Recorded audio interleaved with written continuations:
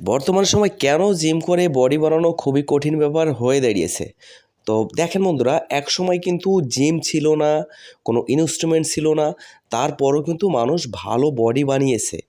তো স্ক্রিনে কয়েকটা ব্যক্তিকে দেখতে পারবেন, পালোয়ান।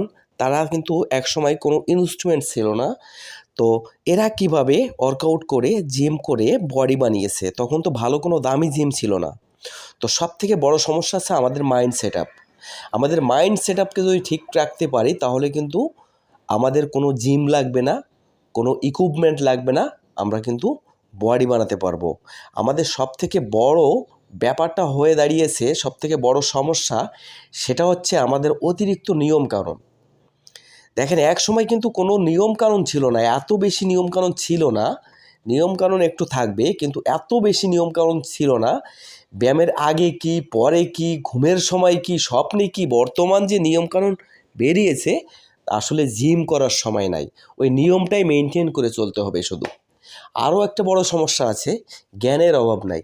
দেখেন, একজন লোক মাত্র 2 মাস জিমে ভর্তি হয়েছে, সে বিশাল একটা ট্রেনার হয়ে দাঁড়িয়েছে, আপনাকে টিপস দেওয়া শুরু করছে। এগুলো হচ্ছে খুবই একটা সমস্যা। এই সমস্যার কারণে আপনি কখনো সুন্দর একটা বডি বানাতে পারবেন না। আপনি যদি সুন্দর একটা বডি বানাতে চান, তাহলে আপনার নিজের ডিসিপ্লিনে চলতে হবে, আপনার নিজের বুদ্ধিতে চলতে হবে। তাহলে কিন্তু আপনি একটা সুন্দর বডি বানাতে পারবেন। একজন এক একটা টিপস দিবে আপনাকে, তখন আপনি কোন দিকে যাবেন?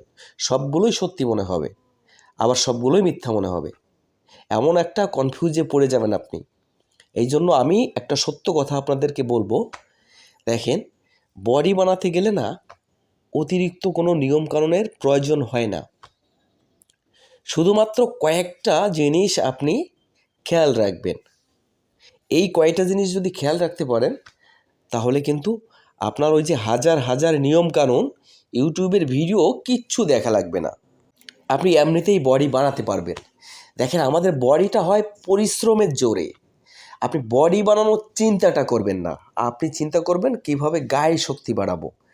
তো গায়ে যখন শক্তি বাড়াবেন, তখন কিন্তু আপনাকে অতিরিক্ত পরিশ্রমই করতে হবে, বেশি বেশি লোড নিতে হবে। তখন দেখবেন বডি নিয়ে ভাবা লাগবে না, বডি এমনি আপনাকে গিফট দিবে। পরিশ্রম আপনাকে বডিটা গিফট করবে, এটাই হচ্ছে বাস্তবতা।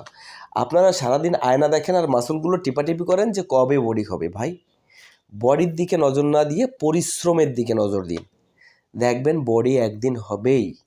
পরিশ্রম করলে ওই পরিশ্রম আপনাকে কখনো বৃথা যেতে দিবে না। ওই পরিশ্রম করলে আপনার বডি হবেই। দেখেন, এবার নিয়মের কথা বলি।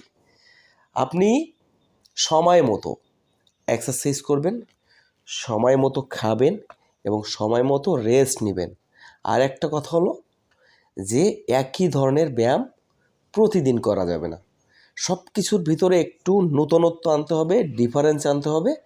দেখবেন আপনার সব কিছুই চেঞ্জ হয়ে যাবে।